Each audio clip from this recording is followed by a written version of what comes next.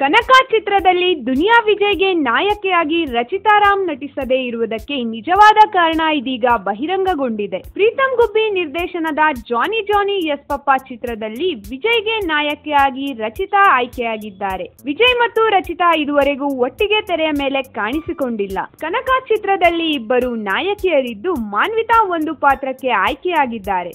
ರಚಿತಾ ಸದ್ಯ ಉಪ್ಪಿ ರುಪ್ಪಿ ಚಿತ್ರದ ಶೂಟಿಂಗ್ ನಲ್ಲಿ ಬ್ಯುಸಿ ಆಗಿದ್ದಾರೆ. ಅಲ್ಲದೆ ಅವರ ಅಭಿನಯದ ಭರ್ಜರಿ ಚಿತ್ರ ಮುಗಿತಾ ಬಂದಿದೆ. ಈ ಚಿತ್ರದ ಹಾಡೊಂದರ ಶೂಟಿಂಗ್ ಇತ್ತೀಚೆಗೆ ಸ್ಲೋವೇನಿಯಾದಲ್ಲಿ ನಡೆಯಿತು.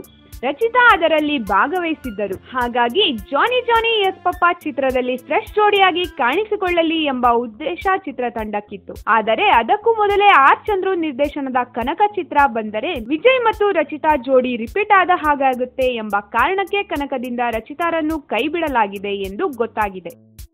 ಈ ವಿಡಿಯೋ ಇಷ್ಟ ಆದಲ್ಲಿ ಲೈಕ್ ಮಾಡಿ, ಶೇರ್ ಮಾಡಿ ಹಾಗೂ ಇನ್ನಷ್ಟು ಇದೇ ರೀತಿ ನಮ್ಮ ಸ್ಯಾಂಡಲ್ವುಡ್ ಸುದ್ದಿಗಾಗಿ ನಮ್ಮ KFIನ ಸಬ್ಸ್ಕ್ರೈಬ್ ಮಾಡಿ.